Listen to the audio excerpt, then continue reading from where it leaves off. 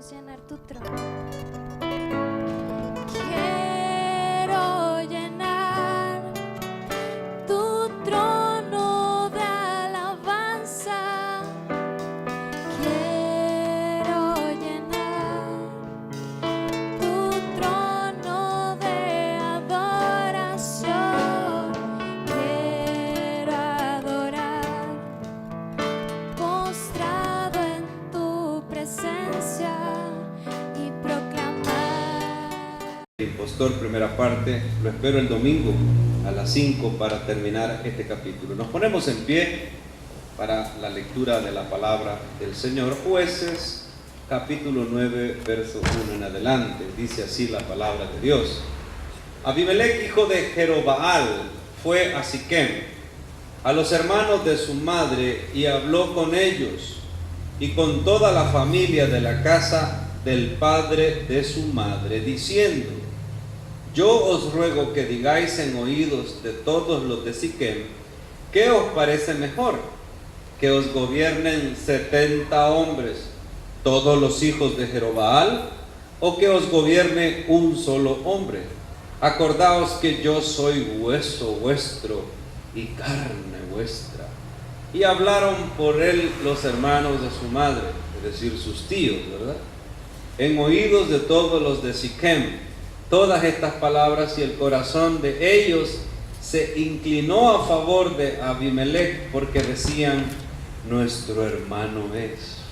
Y le dieron 70 siclos de plata del templo de Baal Berit, con los cuales Abimelech alquiló hombres ociosos y vagabundos que le siguieron. Vamos a orar. Le damos las gracias, Padre Santo, por esta palabra recibida, que su Santo Espíritu nos guíe, nos ministre y nos dé ese mensaje claro para nuestras vidas. En el nombre de Jesús oramos. Amén. Bueno, ahí usted ya empezó a notar que hay dos cosas que no cuadran mucho. Leímos del verso 1 al verso 4. Amén. ¿Qué cosas no cuadran en la historia de Abimelech? Les quiero anticipar que Abimelech era hijo de una criada, de una sierva de Gedeón. Es decir, no fue ni siquiera hijo de una concubina o de una esposa, pues Gedeón, después que puso en paz a Israel en la victoria contra los madianitas, se dedicó a tener hijos, 70 en total, con diferentes mujeres. Pero también tuvo uno solo, con una criada, con una esclava, con una sierva que pertenecía a los mismos clanes de Israel, era de las mismas tribus de Israel, y en la antigüedad, por algunas deudas, algunos problemas, préstamos, los israelitas podían ceder en servidumbre a sus hijos o a sus hijas por un tiempo determinado de 7 años. Al cabo de 7 años tenía que dejarse en libertad al siervo, al esclavo, y pues esa era la costumbre. En ese tiempo, la mamá de Abimelech, que era originaria de la ciudad de Siquem, era sierva de Gedeón cuando nació Abimelech. Entonces Abimelech tenía alguna frustración, porque él pensaba que ser juez era una cuestión de familia.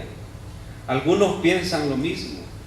Bueno, qué lástima que el pastor Monterrosa no tuvo un hijo, ¿verdad?, que ya estuviera grandecito y predicara la palabra. No, olvídese. Yo repito las palabras de Gedeón: no reinaré o no señorearé ni yo, ni un hijo mío, ni uno de los hijos de mis hijos. Jehová es el que nos señorea a todos. El único Señor acá es Dios.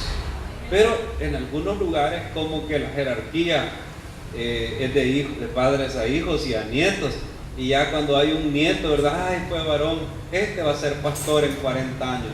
Hermano, el ser pastor, el guiar una congregación, es un llamado exclusivo de Dios. En este caso no existían monarquías en Israel. La monarquía iba a ocurrir 150 años después, con el primer rey que se llamó Saúl, y porque todas las tribus de Israel lo pidieron al último juez, al último gran líder de los jueces, uno de los grandes profetas y sacerdote además, Samuel. Y que ese primer rey no salió muy bien, ustedes ya saben la historia. Si es que Israel no era una monarquía. Sin embargo, Abimelech en su frustración pensaba, bueno, ¿quiénes irían antes si vamos a señorear y a gobernar a esta gente? ¿Quiénes irían antes que yo? Aunque él probablemente era mayor que algunos de ellos. Los hijos. Entonces, ¿cuántas sucesiones tenía que esperar? 70, porque Gedeón tuvo 70 hijos. Y Abimelech quería arrebatar en su ambición, en sus ansias de poder, quería arrebatar el derecho a gobernar. Esa ambición lo llevó a cometer graves daños a propios y a extraños. Abimelech trató de exterminar a toda la casa de Gedeón, y era un ambicioso de primera. Pero lo peor que puede hacer un ambicioso es encontrar a otros ambiciosos como él, porque entonces ya no es uno, sino que es una banda de ambiciosos. Verso 2: yo os ruego. Abimelech fue a su casa, a donde sus tíos, a donde su madre, a donde sus abuelos, del lado de materno. Yo os ruego que digáis en oídos de todos los de Siquem, es decir, que trasladen esta información. ¿Qué os parece mejor? ¿Que os gobiernen 70 hombres, todos los hijos de Jerobaal, o Gedeón, verdad? ¿O que os gobierne un solo hombre? Acordaos que soy hueso vuestro y carne vuestra. Está trasladando la ambición. Los de Siquem, nunca nos ha llamado Dios para que tengamos un gran juez aquí. Aquí en Siquem como que nos están dejando relegados, y nosotros tenemos fuerza, hermanos. Tomemos el poder, arrebatemos lo que nos corresponde. Y arengó a sus tíos, arengó a los líderes, y eso es lo que llama la atención en los versos siguientes, verso 3. Y hablaron por él, fíjese lo que llegó a decir él, hablaron por él los hermanos de su madre, es decir, ¿quiénes? Sus tíos, que se supone que eran mayores que Abimelech, eran ancianos. A oídos de todos los de Siquem todas estas palabras, y el corazón de ellos se inclinó a favor de Abimelech, porque decían, nuestro hermano trasladó bien la ambición.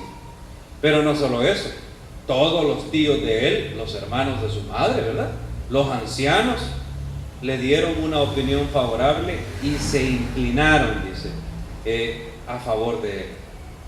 Siguieron su consejo. No todas las veces que un anciano da su opinión es lo más acertado. No esperemos que porque un anciano, un líder, un grupo de gente pues ya se supone de experiencia, va a dar un consejo acertado. Principalmente si ese consejo está basado en ¿qué? En la ambición. En la ambición. Y ese es uno de los males más terribles de la humanidad. Es uno de los males más terribles de los pueblos. Por ambición se han conquistado naciones, se han destruido pueblos enteros, se han asesinado a millones, se ha robado, se ha dañado, se ha lastimado. Así es que esto hicieron los ancianos, aconsejar que todo estaba bien. Y lo peor de lo peor, y donde notamos el por qué Dios no quería bendecir a esta gente, o esta gente no quería ser bendecida por Dios, es claro en el verso siguiente, en el verso 4. Número 1, los de Siquem eran un atajo de idólatras. ¿Cómo Dios los iba a bendecir? Y número 2, no tenían valores, no tenían sentimientos, no tenían ética, principios. Yo estoy viendo hoy que le dan a un anuncio, bueno, en ciertos canales, quizás usted no lo ve, canales nacionales o canales de bajo costo, ¿verdad?, canales pequeños, donde quizás salen todos los demás, me imagino que sí, pero la ética, ¿verdad? la ética, tribunal de ética. ¿Y cómo se habla de la ética? Y dice denuncia, ¿verdad? Tribunal de ética gubernamental. Hermanos, sí, los que hacen las leyes, los que gobiernan, los que legislan, los que están en el poder, son los primeros en incumplir ¿qué? La ética. Me dice alguien, ve al diputado fulano, aquel sombrerudo, ya no lo he visto. No, pues sí, pero ahí está, es asesor legislativo, ahí tiene su oficina de seguro, y el salario, adivina, el mismo que ganaba quizás como diputado, así que ni toma riesgo porque hoy su nombre no anda ya de boca en boca, ¿verdad? De don Landito, pero ahí está. A veces los que tienen que dar ejemplo son los ancianos, los líderes, los príncipes, los gobernantes. Y mire el gran ejemplo que dan los líderes de Siquem, verso 4. Dieron 70 ciclos de plata del templo de ¿qué? ¿De qué? Del templo del Señor. Del templo de Baal. ¿Qué significa, hermano? Los de Siquem eran ¿qué? Idólatras. Dígame, ¿con quién están contendiendo? ¿Contra los hijos de Gedeón o contra Dios? Es claro que es contra Dios. Aunque Gedeón era de una tribu de la cual no venía el Mesías, Gedeón se había esforzado o no había peleado, hermano. No tuvo cierto nivel de fe enorme Gedeón al pelear con 300 nada más y liberar a todos estos pueblos. Pero miren lo desagradecido que son las personas ambiciosas. Y es que el ambicioso, usted le hace un favor y no crea que él está contento. No, lo que está pensando es nada más en la cuestión material. Así son los ambiciosos. Y segundo, alquiló con ese dinero de idolatría a delincuentes, hombres ociosos y vagabundos. Es decir, no habían principios, no había ética, no habían valores. ¿Alquiló qué? Gente que pelea por dinero, ¿cómo se llaman? Esos son los que matan, exactamente. Pero el que pelea por dinero, una guerra, una batalla, se llaman mercenarios. Hermano, y le voy a decir algo, en una guerra, en un conflicto, de los que más hay que desconfiar son de los, porque pelean, ¿por qué? Y entonces, ¿qué pasa si el otro le ofrece más dinero? Tienen lealtad. Entonces mire lo que buscó Abimelech, gente sin lealtad para pelear. Pongamos en la balanza lo que Gedeón hizo. Dios le dijo a Gedeón, llama a las tribus del norte, Zabulón, Neftalí, Aser, Manasés, llama a todas esas tribus, júntense. Está bien, Señor, ¿cuántos habían? 32,000. Y luego el Señor depuró, hasta que Dios le dijo, con estos, vamos a suponer que Dios escogió solo a ¿cuántos? A 300. Pero ¿quién los escogió? ¿En base a qué? A que, en primer lugar, esos 300 pertenecían al grupo de 10,000 que no se fueron por cobardía. Entonces tenían algo a su favor. ¿Qué? Porque cuando Gedeón dijo, váyanse los que tienen temor, se fueron 20,000. Y estos 300 pertenecían al grupo de 10,000 que no se fueron, así es que no eran cobardes. Y si no eran cobardes, ¿qué eran? Hombres valientes. Hombres valientes que estaban ahí porque confiaban en el liderazgo de Gedeón, pero principalmente porque sabían que peleaban ¿por quién? Por Dios, porque así los llamó Gedeón. Jehová peleará por nosotros, vengan, juntémonos, unifiquemos. Es la gran diferencia, hombres sin lealtad a hombres de fe, hombres mercenarios desleales a hombres con valores, con principios, dispuestos. Porque hermano, yo le quiero decir una cosa, ¿quién escogió a los 300? ¿Quién? Pensemos que Gedeón tenía un ejército de 32,000 y estaba un poco dudoso de ir a pelear con 300. Pongámonos ahora en los zapatos, o mejor dicho, en las sandalias guerreras de uno de estos 300. ¿Qué pensaría usted si va a pelear contra 50,000 soldados y usted solo vuelve a ver así y ve a 299 que lo único bueno que hicieron fue tomar el agua diferente que los otros? Y que cuando vuelve a ver así para atrás o para adelante, ¿verdad? Porque este número 300 es el tardista, siempre hay uno que es tardista. Los otros 299 llegaron más temprano. ¿Y qué tienen en la mano los 299 que llegaron temprano? ¿Alguien se acuerda? ¿Un cuerno o una trompeta? Y un cántaro con una mecha encendida, con aceite, o con poco aceite, porque dice que le sacaron parte del aceite. Me imagino que esa era la estrategia, para a la hora de reventarse, pues hacer más fuego, yo no sé. ¿De qué tenían en la mano los 299? Una trompeta, un cuerno y un cántaro con una mecha, con un candil grande, pues.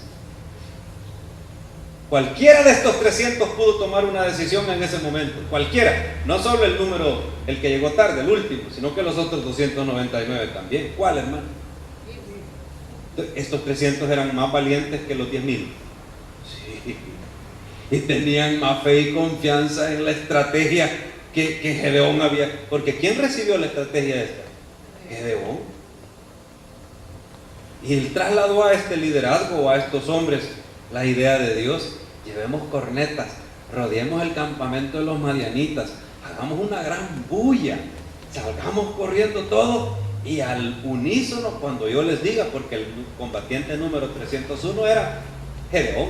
Él no se quedó en la retaguardia, él no se quedó como los generales.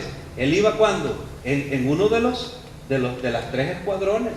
Cuando oigan la voz de mando, griten, toquen la trompeta, hagan bulla y rompan el gran candil.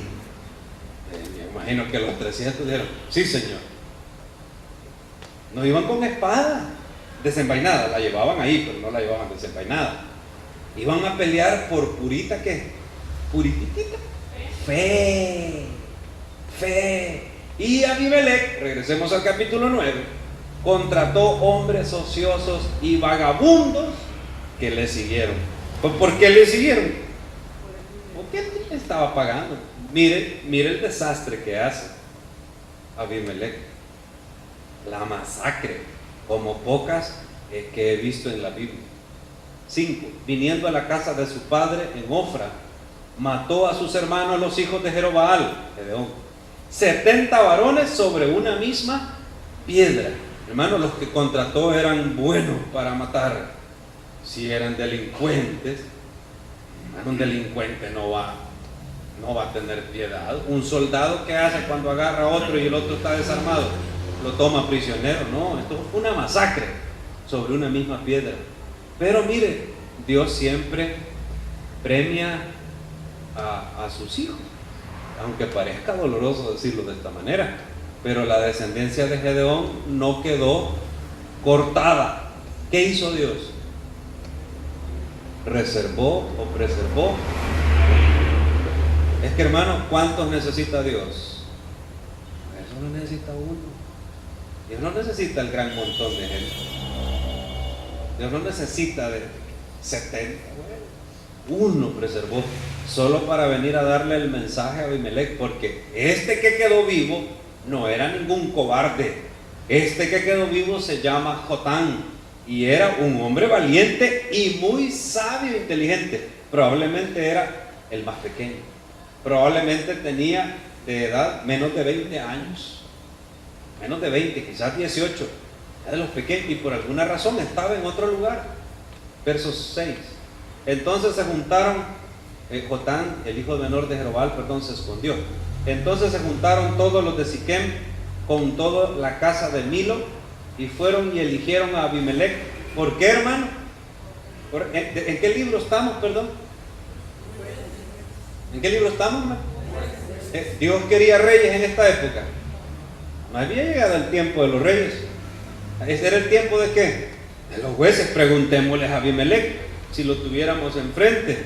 Bueno, primero, Abimelech, ¿quién sos vos para ser rey? Esa es una pregunta, ¿verdad, hermano? Segundo, ¿qué método has ocupado para declararte rey? ¿Qué método? El asesinato de sus 70 hermanos, 69.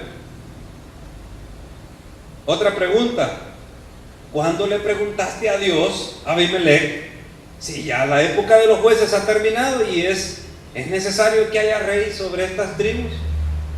¿Consultaste a Dios? Y por último, Abimelech, ¿cuánto tiempo crees que te durará este reinado? Abimelech, ¿cuánto tiempo crees que te durará este gustazo que te ha dado ahora mismo? Hermano, el mal siempre, las personas que siguen el mal siempre terminan mal. El que es delincuente, el que es ambicioso, avaro y ocupa métodos como el asesinato, la intriga, la ambición, la calumnia, cualquiera de esos métodos va a terminar mal, y su familia y su descendencia muchas veces va a asumir esas consecuencias. Es lo que Abimelech no está entendiendo, es que él es un impostor. Pero fíjese que su lucha, su ambición, su propia falta de razón, a él no lo hace pensar, porque el ambicioso no piensa, no medita, no razona, sencillamente actúa sin meditarlo, sin pensar. Y ahí usted ve la historia. A mí me gusta ver las biografías de los capos, de las mafias, de Corleone, de Al Capone, me gusta ver todo esto. Y ¡ay, qué bien, qué bien! ¿Y cómo terminaron? Adivine cuál es la constante. ¿Cómo terminaron? Muertos, asesinados por sus propios amigos, o pudriéndose en una cárcel. Tercero, desaparecieron, y aunque algunos tienen ese dinero, no lo pueden usar. Se convirtieron en ¿qué, hermano? En fantasmas vivientes. Eso es lo que a algunos les ha pasado. Tener una vida así, hermano, es tener vida. No, tener una vida así no es tener. Y esa es la consecuencia que Abimelech no está entendiendo, por su rebeldía. No rebeldía contra la autoestima baja, contra la frustración que les dije, contra todos sus traumas que tenía. No dice la palabra que fue tratado mal. Él mismo se consideraba que estaba en un menor rango, en una menor posición, por ser el hijo de una criada. Y para que la Biblia sea justa, porque alguien puede venir acá y decirme: pastor, discúlpeme, yo he estudiado historia universal y en aquellos tiempos los hijos de los... ¿Me entienden? Porque puede venir un filósofo, un gran bíblico, ¿verdad, hermano? Puede venir por ahí. Yo le digo a ese filósofo: venite al culto cuando hablemos de Jefté. Venite cuando hablemos de Jefté. Venite y cuando estudiemos las genealogías, y cómo al Señor no le importa la genealogía. Al Señor no le importa si tenían dinero, eran poderosos, si eran grandes luchadores y fuertes. Al Señor no le interesa eso. El Señor lo que busca es un corazón dispuesto para bendecirlo. Una persona que tenga esos principios principalmente de obediencia y de fe. Lo hemos repetido hasta la saciedad, hermano. Fe y obediencia pagan bien. Amén, hermano. Porque las bendiciones de Dios no son como nosotros las imaginamos muchas veces. Pero el ambicioso no, el ambicioso todo lo ve en función de dinero. Sigamos ahí, porque en este pasaje hay una fábula. ¿Quién es el fabulista más famoso de la historia? Un griego, Esopo. Y yo pues en la Biblia, cuando estudiamos bibliología, no me acuerdo qué es lo que estábamos estudiando en esa época, hay en la Biblia dos fábulas, en las cuales en la fábula personajes imaginarios como el conejo o la liebre le dijo a la tortuga: ¿se acuerdan? Hagamos una competencia y apostemos $100, porque el conejo dijo, no, estoy inventándome la fábula, porque la liebre pensó: si compito con la tortuga, de seguro que le voy a ganar, ¿verdad? Y de todos modos la tortuga, si acepta, es porque de plano que no entiende que yo soy más rápido que ella. Pero ¿qué tenía la tortuga, hermano? Paciencia e inteligencia, porque el otro, ¿verdad? Usted ya sabe la historia. Entonces, en una fábula, las cosas, los personajes inanimados, los animales e incluso los árboles hablan. Y eso es lo que veremos a continuación. Verso 7. Cuando se lo dijeron a Jotán, fue y que habían elegido rey a Abimelech, semejante impostor. Jotán fue y se puso en la cumbre del monte Gerizim. Gerizim tiene enfrente al monte Ebal, y entre Gerizim y Ebal está el valle este de Siquem. Entonces se va a Gerizim y alzó la voz. La acústica era muy buena, estaba muy lejos de los de Siquem. Alzó la voz y les dijo: oídme, varones de Siquem, y así os oiga Dios. Y aquí está la fábula que les comento, que la terminaremos de estudiar el domingo. Fueron una vez los árboles a elegir rey sobre sí, y dijeron al olivo: reina sobre nosotros. Una fábula tiene una gran enseñanza moral, una gran enseñanza de principios y valores, y uno ocupa personajes ficticios para que hasta el más lerdo o lento, hasta el más pequeño, pueda entender el mensaje. Amén, hermanos. Y entonces la fábula es de unos árboles que estaban hablando, queriendo elegir a rey para los árboles. Y dice la fábula: dijeron al olivo: reina sobre nosotros. Pero el olivo respondió: he de dejar mi aceite, con el cual en mí se honra a Dios y a los hombres, para ir a ser grandes sobre los árboles. Y dijeron los árboles a la higuera: anda tú, reina sobre nosotros. Y respondió la higuera: he de dejar mi dulzura, mi buen fruto, para ir a ser grande sobre los árboles. Dijeron luego los árboles a la vid, donde se dan las uvas, ¿verdad? Pues ven tú, reina sobre nosotros. Y la vid les respondió: he de dejar mi mosto, que alegra a Dios y a los hombres, para ir a ser grandes sobre los árboles. Hermano, qué gran contraste el olivo, de donde se saca el aceite de olivo, obviamente. La higuera, un fruto delicioso. Los higos, amén, los higos. No sé si usted conoce los higos, ya ha comido el pastel de higo, ¿verdad? Cómo preparan en esta zona los higos, deliciosos. Y por último, la vid, de donde se saca ¿qué? La uva. ¿Y qué se saca de la uva? El vino. Ninguno de ellos quería dejar la función que Dios les había dado para ir a convertirse en reyes. Es decir, es tiempo de que haya rey. Para los buenos no, hasta que Dios diga. Cada quien tenía su función.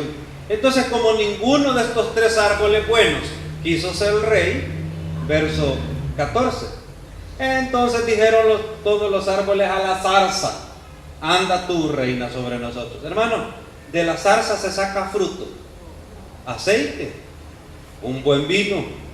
No, ¿qué es lo que la zarza da más? Espinas. Mire qué mensaje de Jotán. Por eso les dije, joven y muy inteligente. ¿A quién le está diciendo pedazo de zarza Jotán? A su medio hermano Abimelech. Abimelech, tú eres como la zarza. Y todos los que oigan en Siquem esta fábula, porque ¿a quién se las está diciendo, hermano? A toda Siquem. Abimelech es como una zarza. Mis hermanos eran como la vid. Mis hermanos eran como los higos. Mis hermanos eran como el olivar. Está con un gran dolor en su corazón Jotán. ¿O no, hermano? Él ha comparado en esta fábula a sus hermanos con los tres árboles de la flora de Israel, los tres más preciosos árboles que daban algo a los demás. Porque hay árboles preciosos que solo dan madera, no dan ningún fruto. Pero estos hermanos eran la vid, el olivo y la higuera, los higos. Y les está diciendo: ustedes escogieron ¿a quién? A la zarza, y desecharon lo mejor. 15. Y la zarza respondió a los árboles. La fábula sigue. Ah, si en verdad me elegís por rey sobre vosotros, venid, abrigaos bajo mi sombra. ¿Qué sombra da una zarza, hermano? Si una zarza es de este tamaño. Amén. ¿Qué sombra da? Abrigaos bajo mi sombra. Venid, abrigaos, dice. Y si no, salga fuego de la zarza y devore los cedros del Líbano. Ahora pues, dice el 16, si con verdad y con integridad habéis procedido en hacer rey a Abimelech, y si habéis actuado bien con Jerobaal y con su casa, y si le habéis pagado conforme a la obra de sus manos. Esto del verso 16, hermano, es un sarcasmo total. Por lo cual Jotam se convierte en un profeta, aparte de dar esta profecía en forma de fábula. Pero aquí ocupa un sarcasmo tremendo en el verso 16. Si con verdad y con integridad habéis procedido en hacer rey a Abimelech. ¿Había integridad y verdad? No. Si habéis actuado bien, hermano, ¿habían actuado bien con el libertador Jerobaal, Gedeón? No.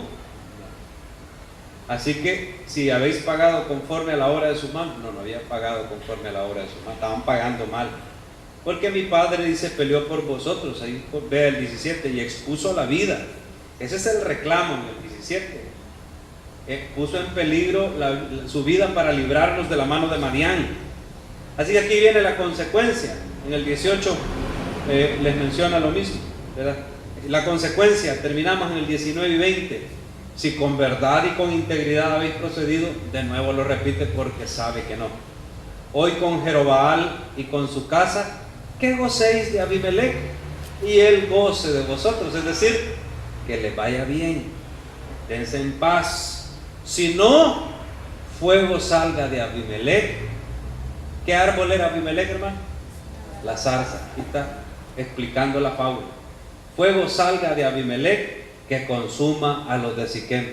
Hermano, ¿quiénes eligieron rey a Abimelech? Los de Siquem. ¿Y qué dice esta fábula? Que ya no es una fábula como un recurso literario, sino que es una profecía. ¿Qué dice esta profecía, hermano? Quemaos, consúmanse Abimelech a los de Siquem y a la casa de Miló, y fuego salga de los de Siquem y de la casa de Miló, que consuma a Abimelech. Es decir, consúmanse juntitos todos ustedes. Ahora, si con integridad y verdad obraron, esto no va a suceder. Esta fábula profética no se va a dar.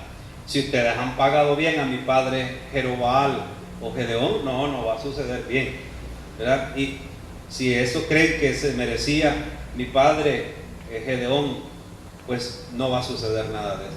Pero hermano, como la razón estaba de parte de ¿quién? De Jotam, del hijo de Gedeón. La razón estaba de su parte. Al final, mire, aquí, en esto de la palabra del Señor y en la vida cristiana, no es como ese programa que está en la tele, que espero que nadie de ustedes vea. ¿Quién tiene la razón? Aquí en la Biblia, hermano, en la palabra de Dios no es como esos programas de quién tiene la razón. No.